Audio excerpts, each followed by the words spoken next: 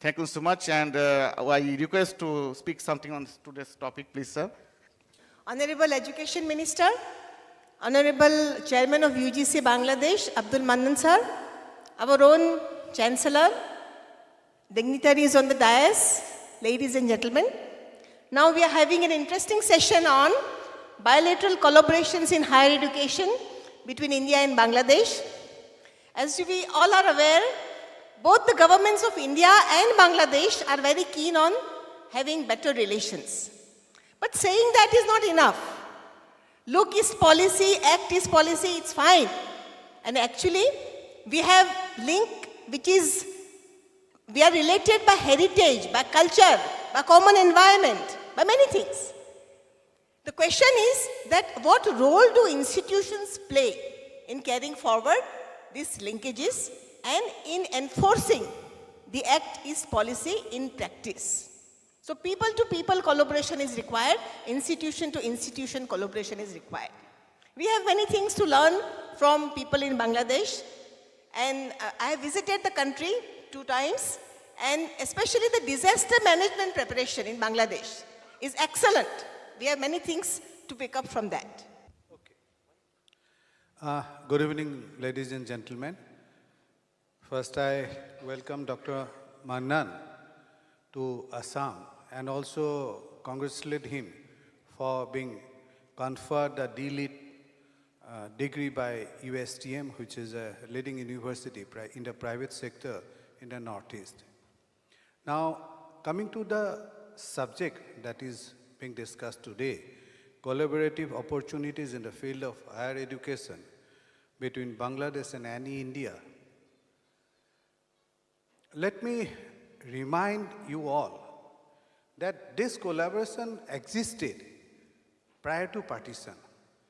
I remember a few of my relatives, they had studied in Murari Chand College in Sylhet, and I remember one of my uncle from my in-laws side, he was a student of engineering, and he subsequently became the chief engineer of PWD in Assam. That degree was taken in some engineering college in Dhaka, I presume. And I also remember that prior to partition, Dhaka University's medical college, in fact, that was not a college then, that was a school, like like Whiteberry School in Dibrugarh.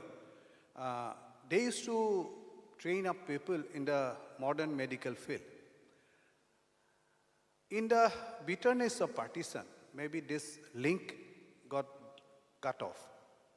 And subsequently, Bangladesh has evolved. I'll not go into the details or into the political aspect of that. But with evolution of Bangladesh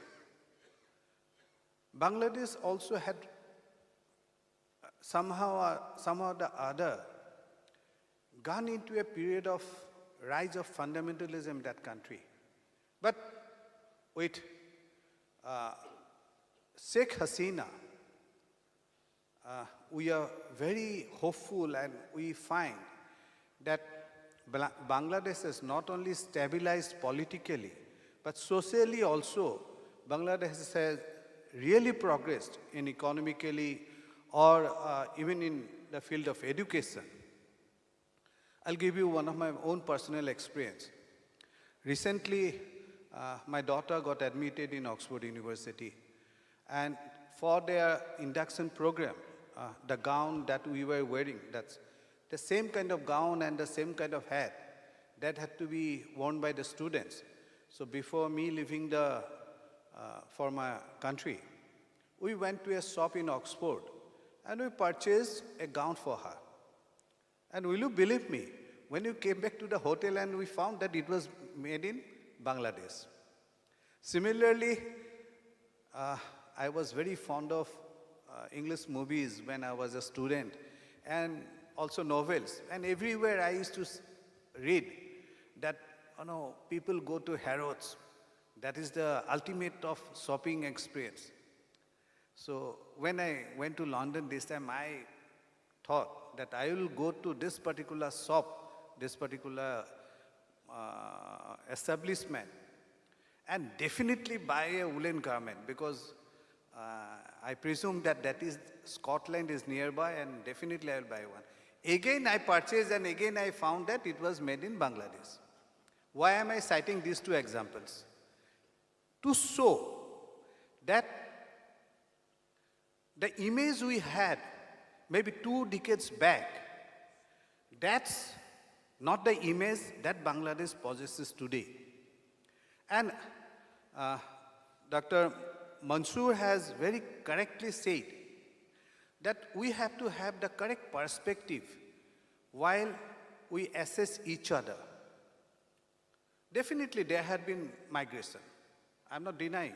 Prior to partition, it was a systematic migration by the Britishers for their colonial advantage. Subsequently, after partition of India into Pakistan and India, when it became East Pakistan, definitely at that time some people felt threatened, some people felt persecuted, and they had migrated.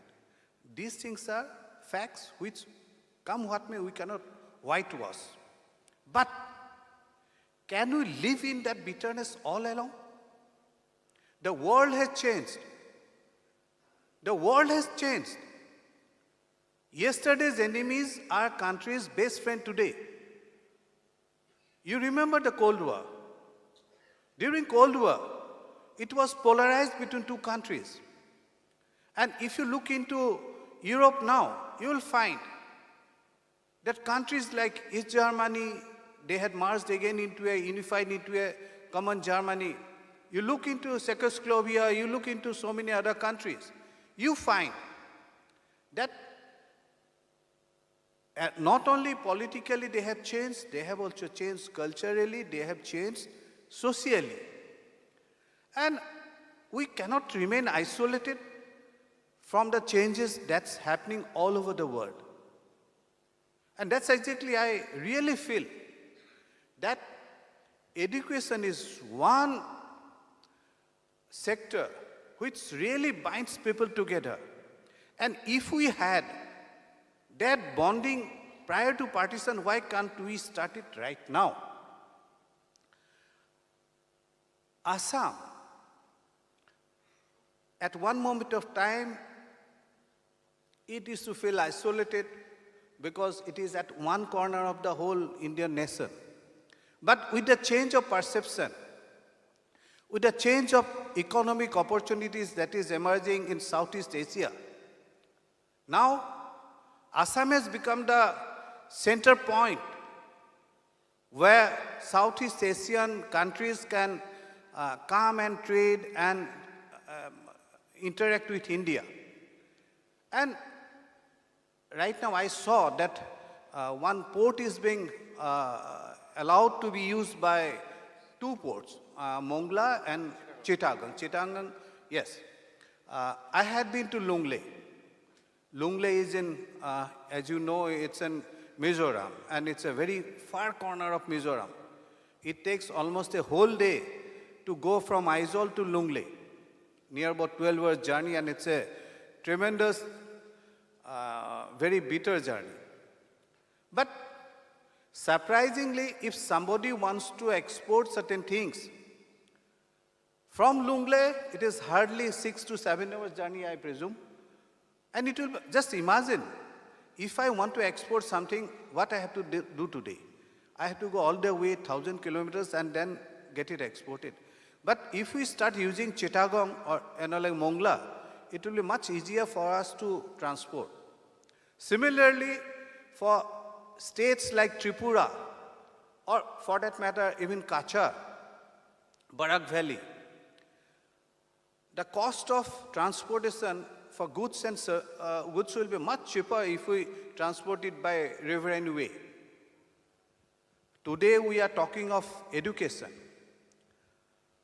Lots of, I have just gone through the list of university vice-chancellors who are present on the dais today. And even though I haven't addressed them one by one, but the list is a long one. And I find that so many technical universities have come up. USTM, then ASTAC, and so many other universities have come up. Now, Bangladesh can take advantage of this evolution of educational institutions in Assam. We can definitely help each other. And I hope that I'll not take much time, as it is, like we are running short of time.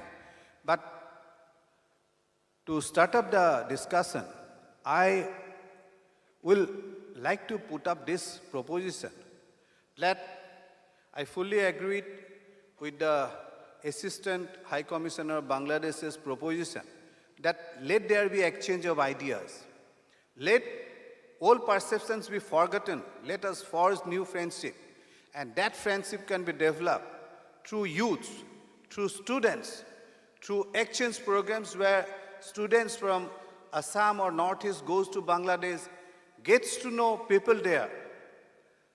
Because I feel that is one way where our ideas of each other will change.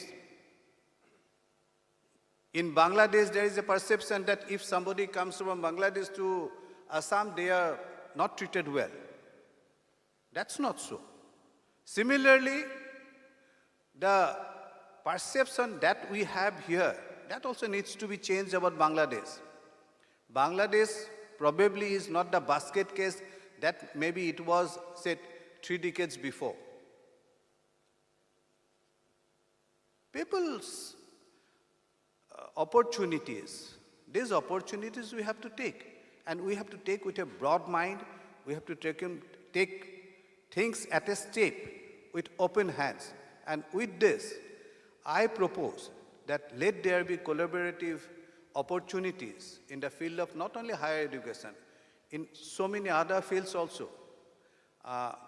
In Northeast, medical facilities have grown up like anything. Whenever we go to Apollo Hospital in, say, Bangalore or any other such hospitals, we see so many people coming from Bangladesh, going there for medical treatments. Now, the same kind of facilities are available in Northeast, the same kind of facilities are available in Guwahati. In fact, the predecessor to Dr. Mansoor, Assistant High Commissioner, who had just opened the High Commissionerate here, one day we happened to be in the same meeting on the occasion of inauguration of Name Care Hospital. And he told me, sir, with the opening of this hospital, our people will be benefited. I said, how? They said, sir, if they have to go to Bangalore or, say, for that matter, Chennai or Delhi, the cost becomes tremendously high. But if they have to come over to Guwahati, they get the same kind of treatment. They will get the same kind of treatment. And cost will be at maybe 1/3 of what it will cost them. So, advanced medical facilities will be available to even lower middle class people.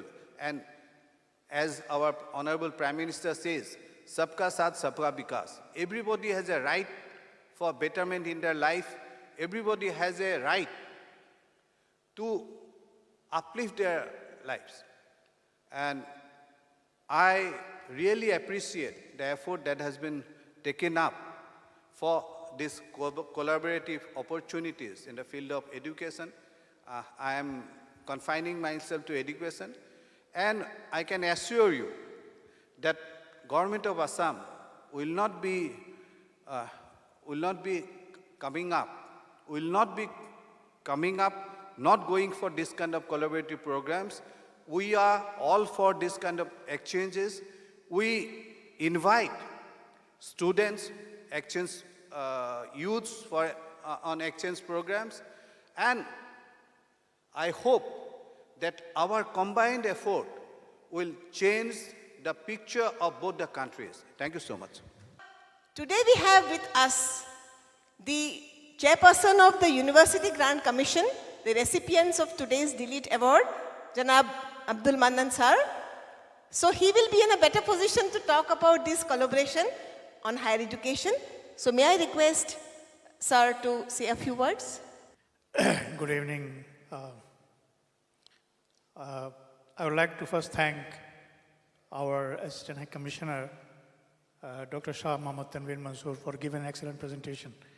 And also the Honorable Education Minister of Assam for his remarks. During his speech, he mentioned about Dibrugarh.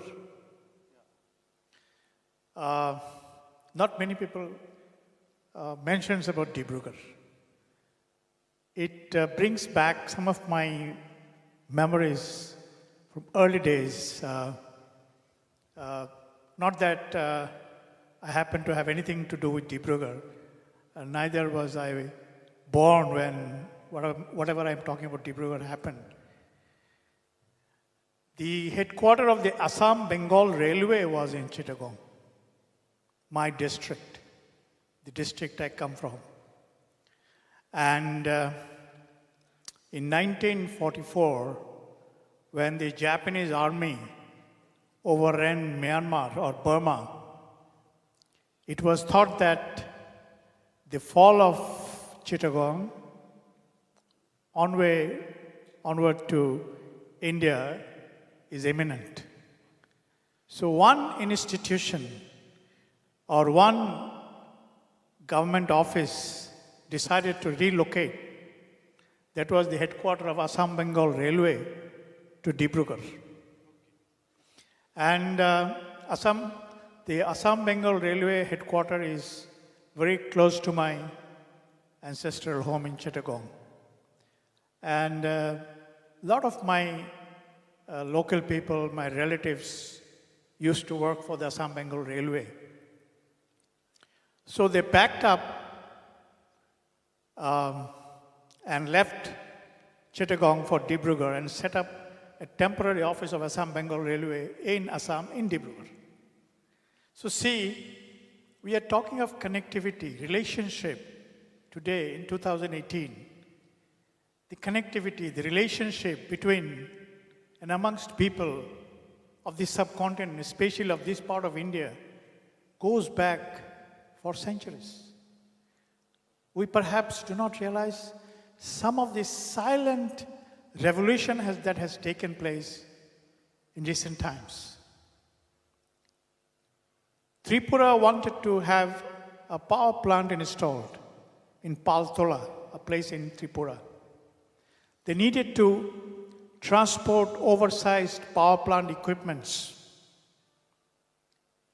It was absolutely impossible for the government of Tripura to transport those equipments, oversized equipments to Tripura. The government of Bangladesh came forward and allowed one of the largest river port, Ashuganj, where the oversized these power plant equipments were brought to Ashuganj. There was a river, not a very small river, but these huge barges could not enter that river. The river was dammed temporarily. The oversized equipments was put on transport, land transport, the big trailers carried over this river. And Dhaka-Chittagong highway is the busiest highway between Dhaka and Chittagong because of the port in Chittagong. The government stopped all the traffic so that the power plant equipments meant for Paltola in Tripura could move from Ashuganj to Tripura. And there were a lot of criticisms from the opposition. But our Honorable Prime Minister Sheikh Hasina said, I'm not doing this for India or for any country. I am doing this for the people, for the neighboring people, the people who helped us in 1971.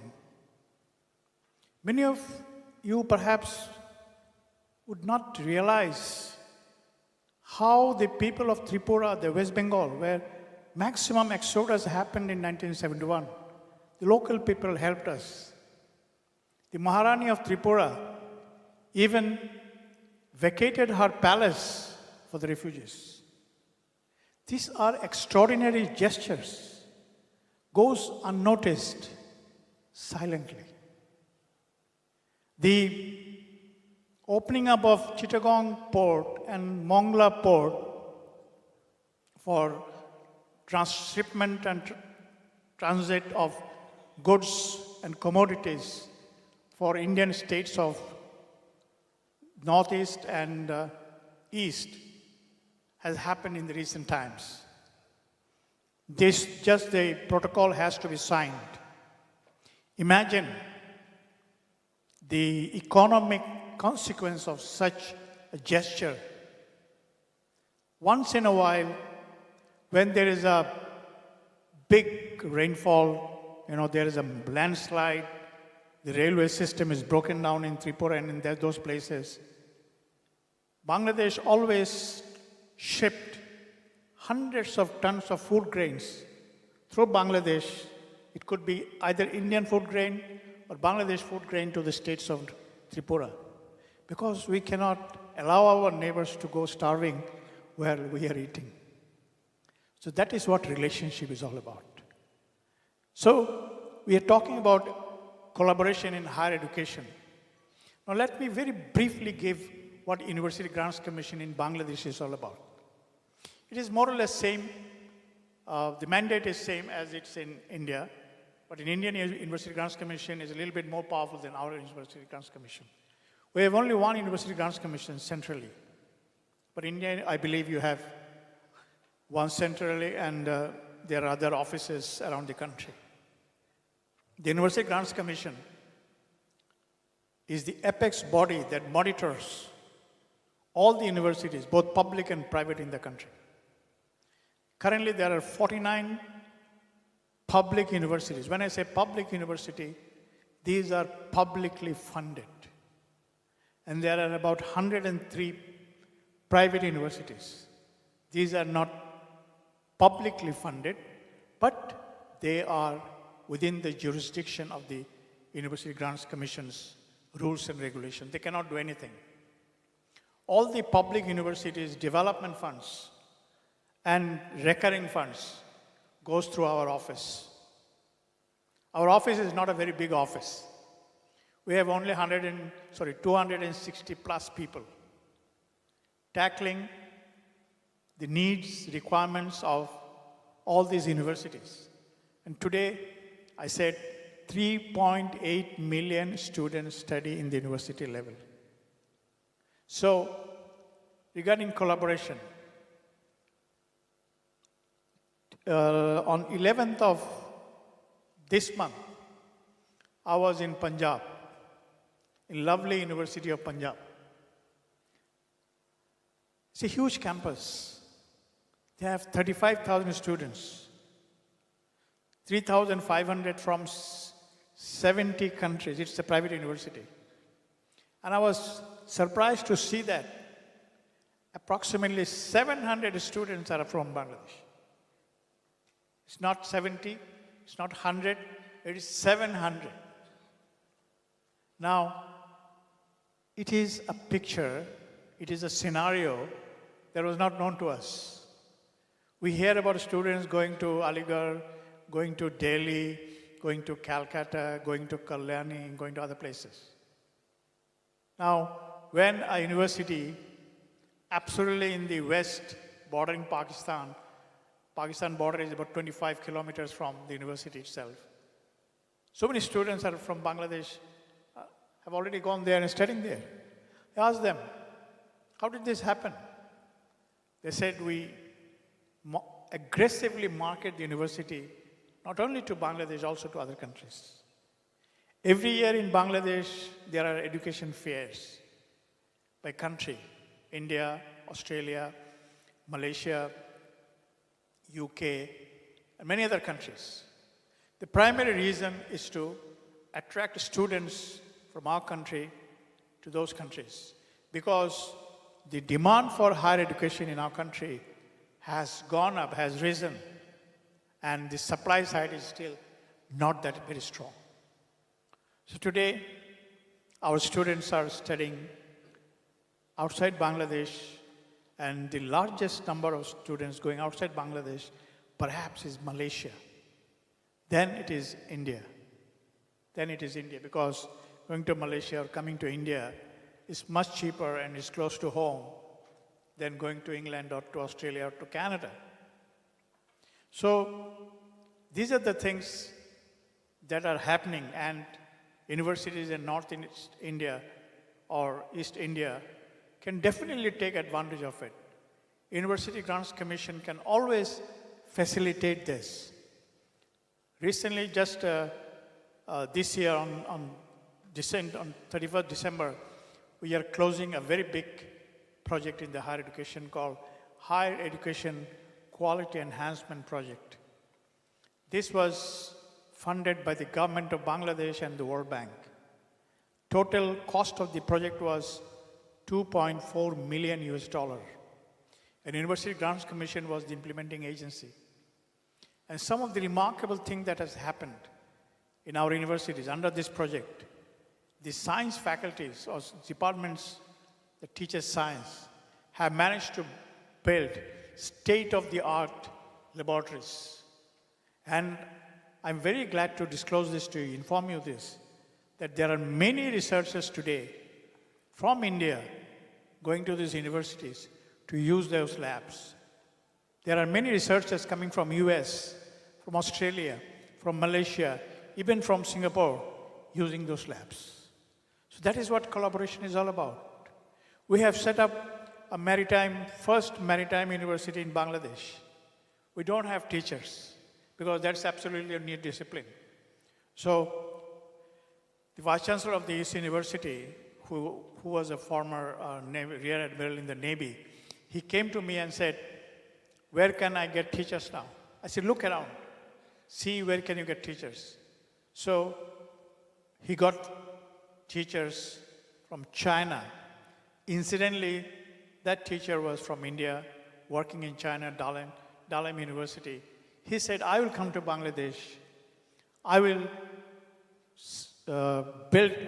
set up the university curriculum and do everything practically at no cost. No cost means you don't have to pay me any extra cost. You pay me the salary that you pay to your professors. You just provide me with a simple accommodation. So he was in Dhaka. He stayed there for about a year and a half. He has gone back.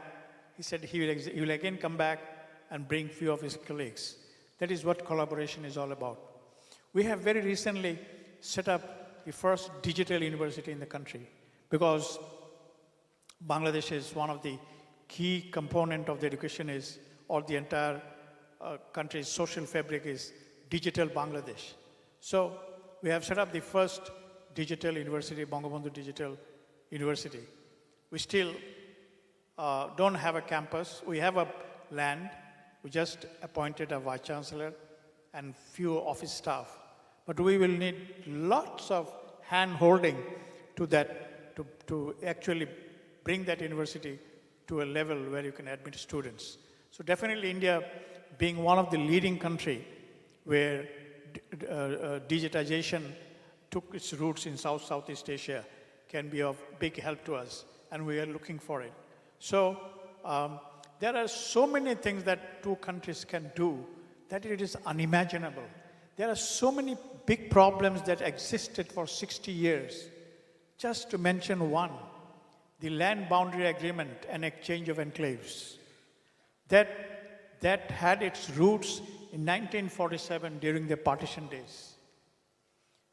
Srimati Indira Gandhi and our father of the nation, Sheikh Mujib, signed an agreement way back in 1974 to end this problem. And you know, any international accord that you sign has to be ratified in the parliament. Immediately we ratified. But for many different reasons, India could not ratify. But when Mr. Narendra Modi ji took over, he said, how come you cannot ratify a protocol that was signed some 40 years back, still now. So it was amazing that both houses in India, Lok Sabha and Rajya Sabha, unanimously ratified the accord. The exchanges of enclaves were made. The land boundary agreements were signed. So see, if you have the good intention, any problem is solvable. There is no such thing as that you cannot solve a problem. We had water sharing problem because out of all the rivers, 56 rivers in Bangladesh flows through India. Okay? Now, we have solved the Podda river problem. We're expecting that the Tista river problem would also be solved. Because one problem, one country's problem, no longer remains one country's problem. It just overflows into another country. And you have seen, I was speaking in an international conference in London last year on regional terrorism and security issues. I said, look, this was before our Rohingya problem started with Myanmar. I said, we have a problem there. If that problem goes out of hand, it will not be a problem of refugees. The refugee problem is very temporary, but the major problem would be the problem of the security. So we'll have to be very, very careful. When I say it's a security, it's not a security of Bangladesh, it's not a security of India, but it's the security of all the countries in the region. So today we are, giving space to 1.2 million refugees from Burma. But we are concerned about the security issues. We are concerned about other issues. So these problems needs to be solved. Regarding, again, coming back to higher education, I would request not only to the Chancellor of this USTM, but also all the Vice Chancellors, my colleagues here, you just need to do a little bit of aggressive marketing, promotion. Many people in our country are not aware what is happening in this part of India. They are much aware of what is happening in the western part. If you go to Calcutta, at any given time, you will find at least 30,000 Bangladeshis roaming around, doing shopping. All the hotels, 90% of the hotels are occupied by people from Bangladesh. During our last Eid, 150,000 Bangladeshis went to India for spending vacation or doing shopping. And when I came here, let us say I'm sitting here and you are sitting there, we are sitting here. I'm sure if I was not introduced, I could have passed, as someone from Assam or someone from Meghalaya. Did not matter. So that is what the advantage is all about. We share so many things in common. The feature, I said, I cannot speak Ohmia, but I can understand each and every word you say. Because in our, while we were traveling, our friend Mr. Barabuya, he was speaking over telephone, Ohmia with somebody or with the driver. But I cannot understand, but I cannot speak, but I could understand every word he was saying. Because the language is practically very similar in pronunciation, the words we use. It's just different, the intonation, the accent that is different.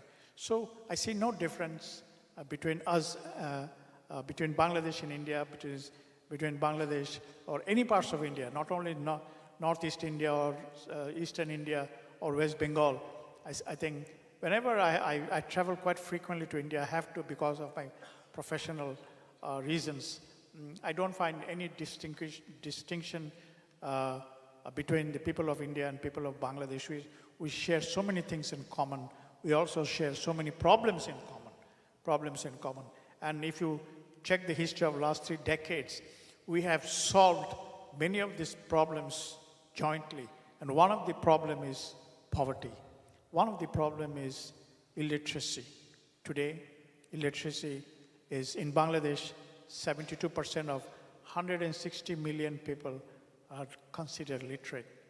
We could not feed 75 million people in 1972.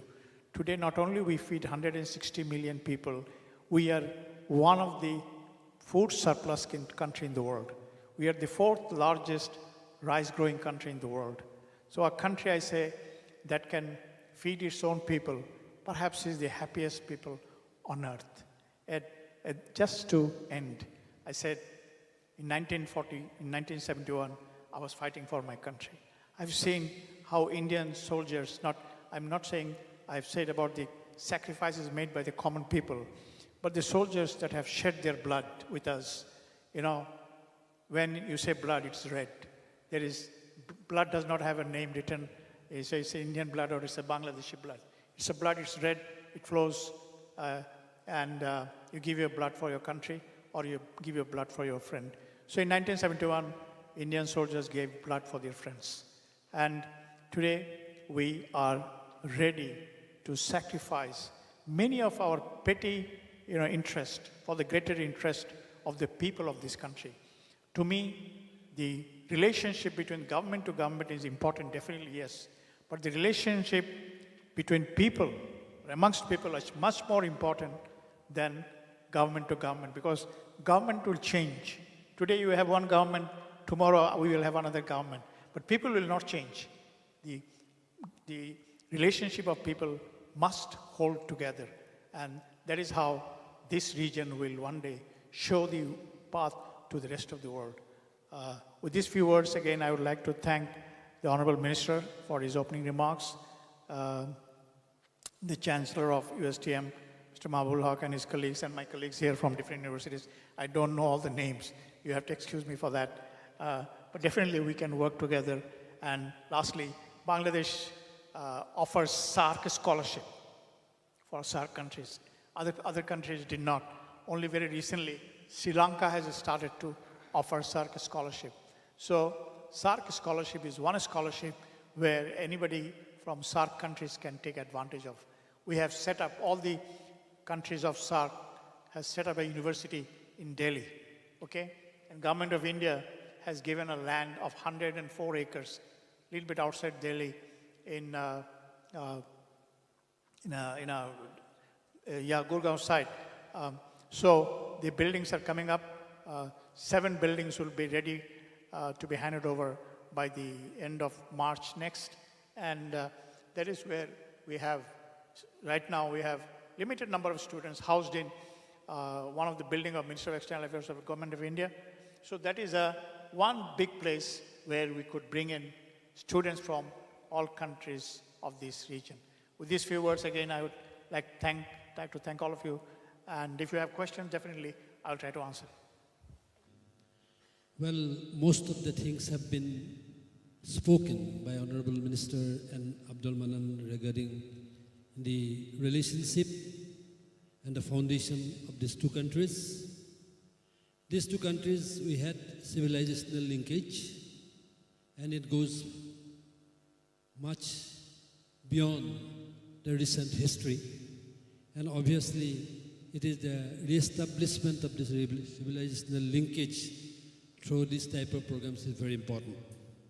And what is more important today, we are a leading university in Northeast India, oldest university in Northeast India, Guwahati University.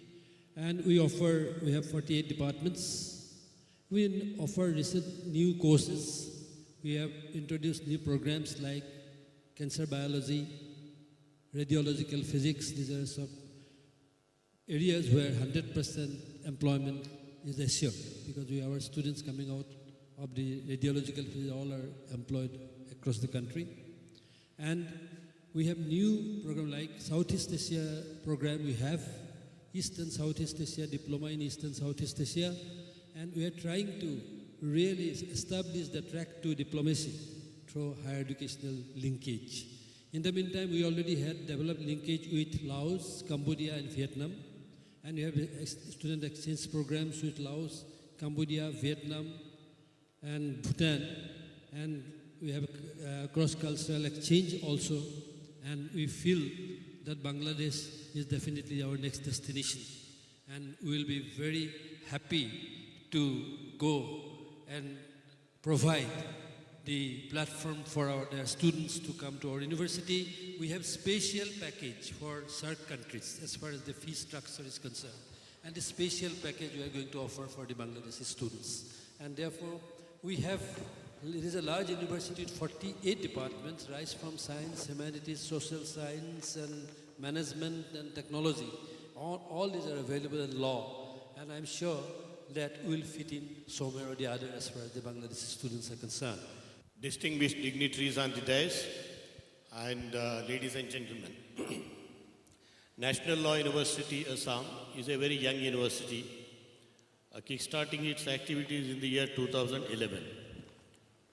We are doing LLB, LLM and PhD programs, and our LLM specialization is in 5 branches: constitutional law, business and corporate law, environmental law, human rights, and intellectual property rights, wherein we can plan some collaborative activities.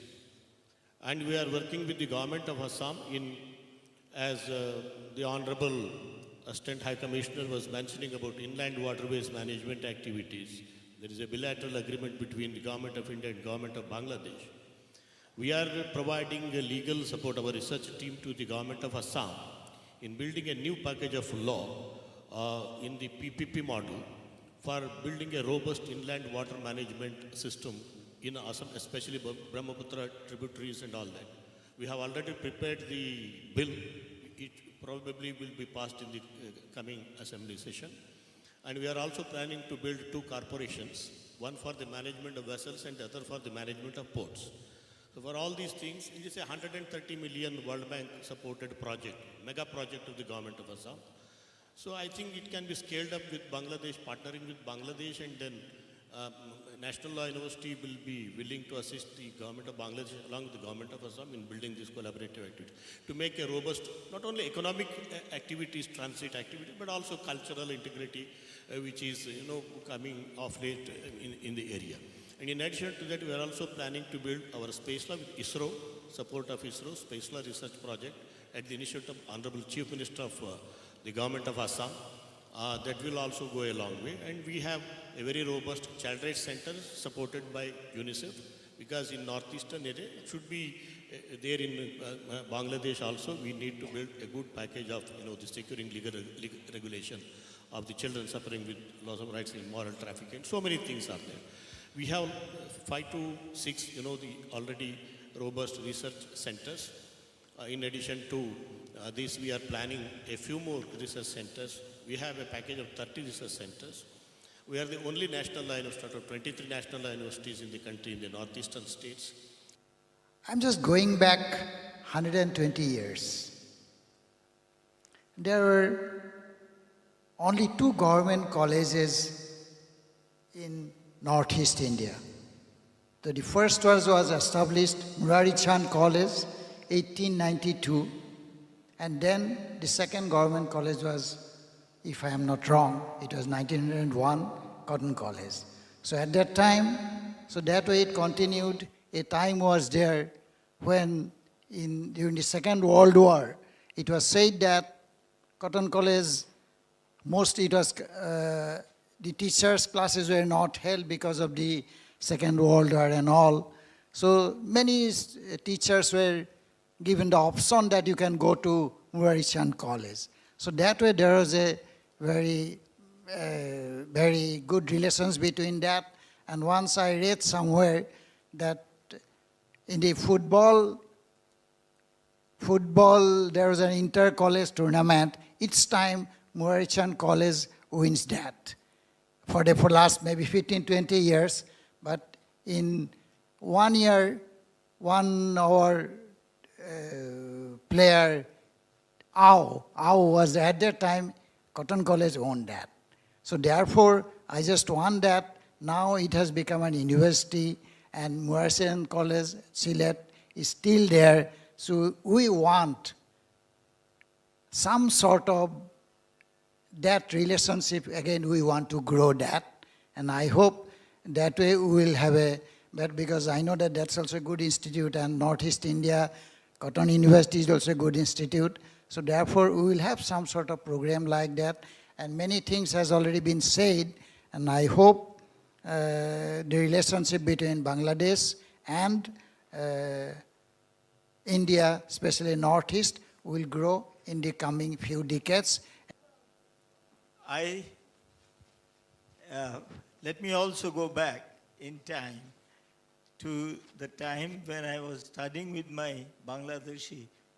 At that time it was not Bangladesh, but they were struggling. Freedom fight was on when I was with my friends from Bangladesh studying together in Moscow way back in 70s. And at that time, the way we felt the excitement of the help that was given by India for such a noble cause. Now, times have evolved, and in fact, I have come back to this region of the country after about 50 years, and I see that we need to progress. For progress, at this moment, I think technology is a must. Therefore, we do need to develop technologies. We need not bring something, we need not invent the wheel, but we need to adapt technologies for the region so that we can have regional development on the whole. And Bangladesh is, I would say, environmentally very similar to where we are sitting right now. Therefore, we can extend help to each other so that we can bring in these high technologies for our use in our region.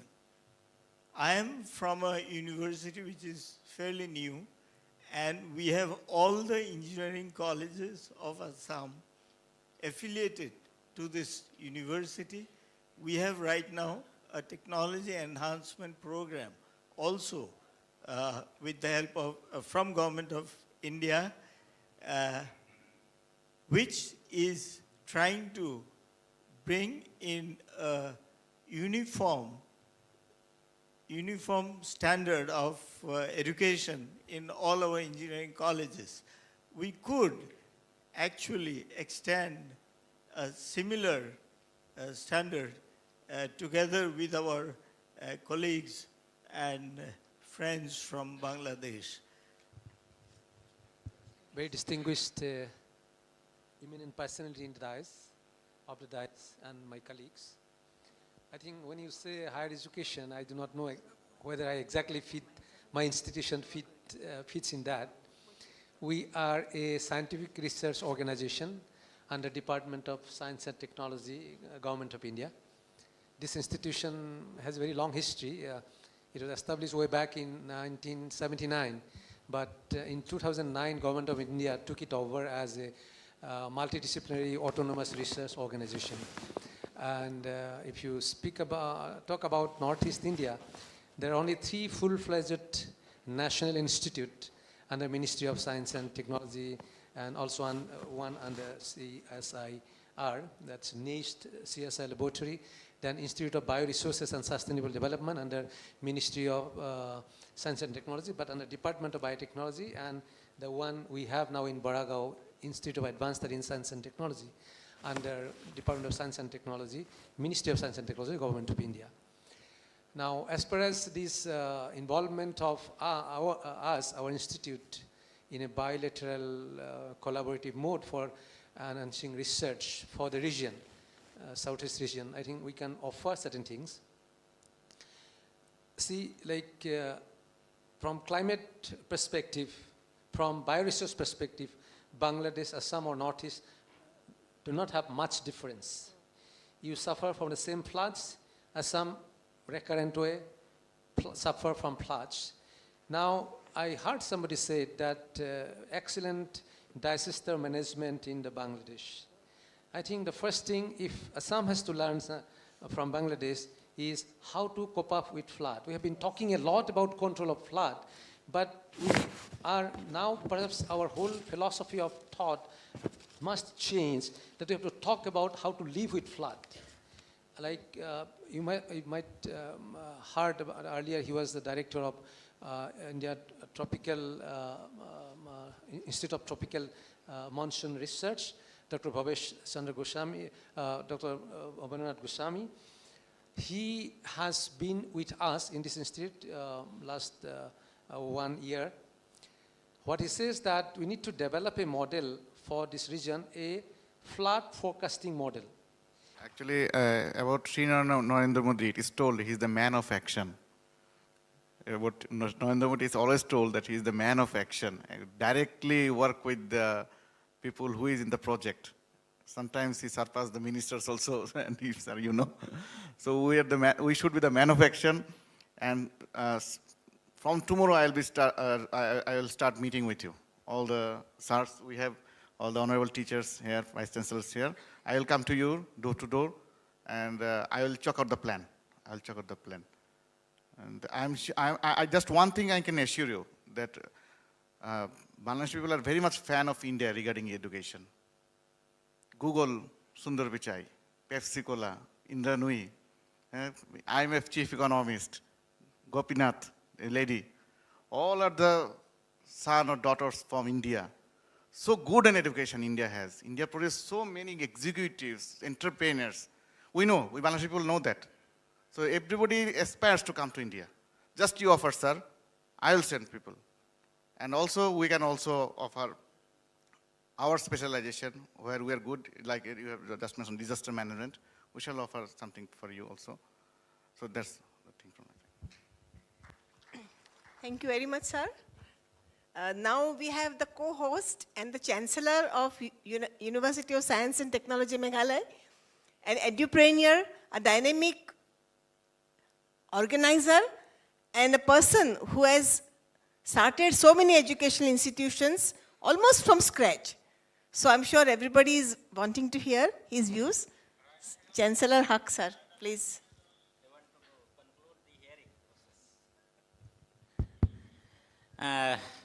Honorable Education Minister, for your information, that we started inviting all the Vice Chancellors just yesterday. And I am very grateful to all the Vice Chancellor of Northeastern universities. They never say no to the appeal of USTM. They always say yes. This is the problem, actually.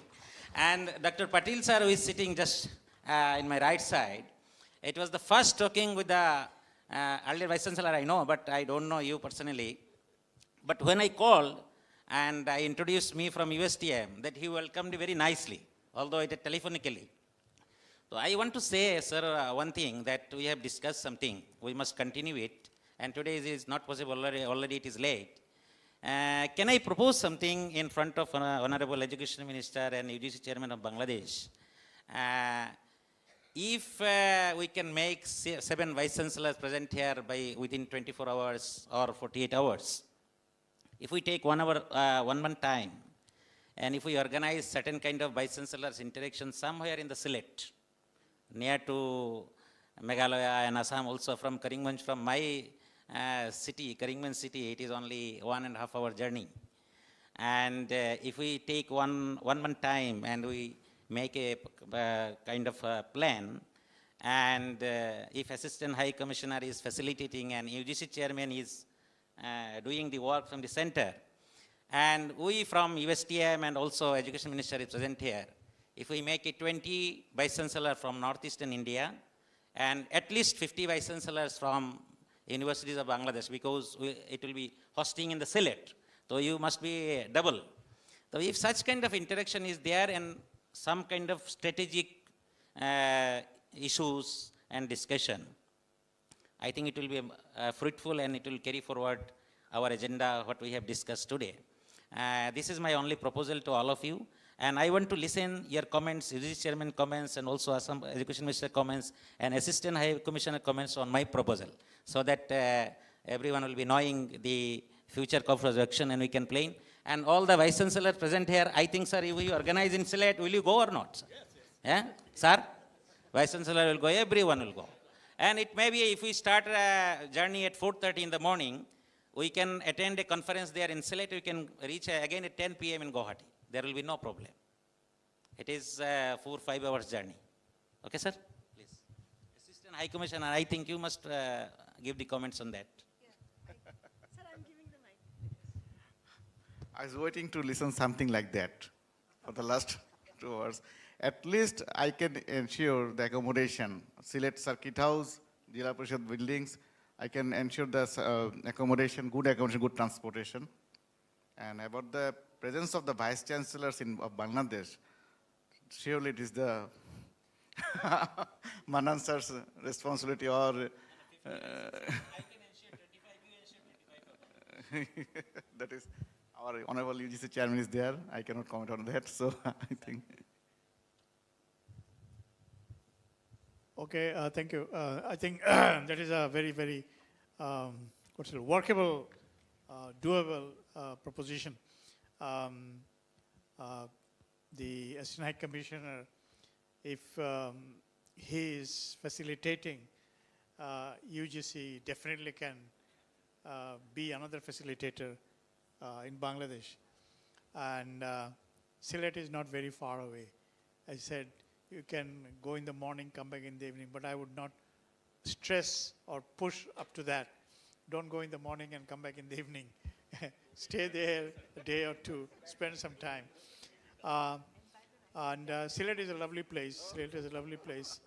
And it has so many ties with Assam, Meghalaya, Karimganj, all these places. I know many of the people in Sylhet whose in-laws or whose parents, maternal uncles lives in this side of the border. And I know many people from this side of the border whose the other half of the family lives on the other side of the border. So definitely this is something that we can do it. The Assistant High Commissioner has to just write to us saying that he's planning to do this. And Sylhet Shah Jalal University of Science and Technology has been recognized as #1 research university in the country. #1 research university in the country. It has an excellent campus. And he talked about the circuit house. Sylhet Circuit House is as good as a 3-star hotel. Okay? So the logistics are there. You need to just have the effort. And I cannot say how many vice chancellors I can bring in. Sometimes there were instances where I could bring in more than 90 vice chancellors in Dhaka. Because when UGC asks vice chancellor to do a certain thing, they take it very seriously. Sometimes they take it more seriously than the Minister of Education. So because we know the universities knows us, we work very closely.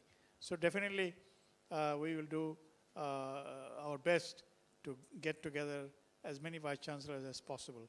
Sylhet itself has 4 or 5 vice chancellors. Okay? Sylhet itself has 4 or 5 vice chancellors. Sylhet has an excellent mode of transport with the rest of the country. So it will not be a big problem. This is a good proposition. We can definitely try and do that, and UGC can always be a good facilitator along with our Assistant High Commissioner in Guwahati. Thank you.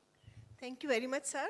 And we would like our Education Minister also to give his comments. Well, if you are a politician, you are always there to build a cat. I could hear Dr. Mannan, a diplomatic answer.